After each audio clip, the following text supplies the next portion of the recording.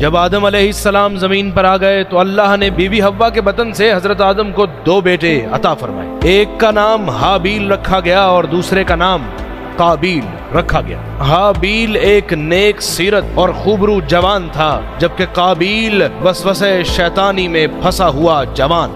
اللہ نے آدم علیہ السلام پر وحی کی اور کہا کہ اپنے دونوں بیٹوں کو کہہ دو کہ اپنی محبوب ترین چیز بارگاہ الہی میں قربان کر دیں، پھر جس کو آگ کھا جائے گی وہ بارگاہ الہی میں بزرگ و برتر ہوگا اور آدم کا خلیفہ ہوگا۔ حضرت حابیل علیہ السلام چونکہ بکریاں چرایا کرتے تھے تو انہوں نے اپنے ریوڑ کی سب سے خوبرو گوسفند ایک پہاڑی پہ رکھی، اور دوسری طرف قابیل چونکہ کھیتی باڑی کیا کرتا تھا تو گھاس لا کر دوسری پہاڑی پر رکھی۔ آگ آسمان سے اتری اور اس نے گوسفند کو پسند کیا۔ ادھر قابیل یہ سمجھنے لگا کہ آگ نے حابیل کی قربانی کو قبول کیا ہے، تو اس کے بعد اس نے آگ کی پرستش شروع کی کہ اگلی مرتبہ جب آگ آئے گی تو میری چیز کو پسند فرمائے گی۔ یہاں اعلان ہوا کہ حابیل تم وصی آدم ہو۔ جب قابیل کو یہ پتا چلا تو شیطان نے اس کے دل میں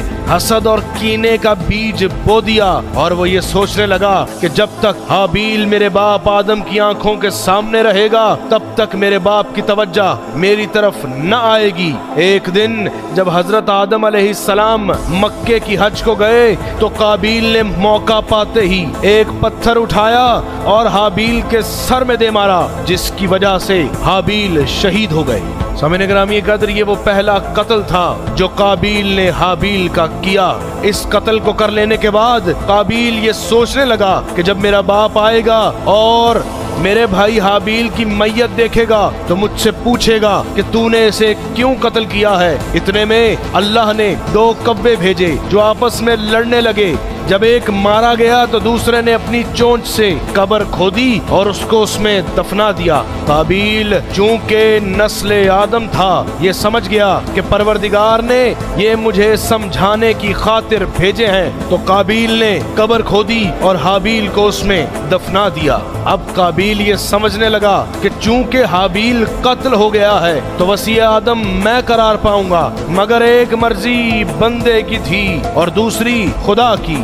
جب حضرت آدم علیہ السلام واپس لوٹے تو قابیل سے پوچھنے لگے کہ یہ تو نے کیا کیا؟ اپنے باپ کے خوف سے قابیل بھاگ کھڑا ہوا، اور اللہ نے حضرت آدم علیہ السلام کو ایک اور بیٹا عطا کیا جس کا نام انہوں نے شیس رکھا۔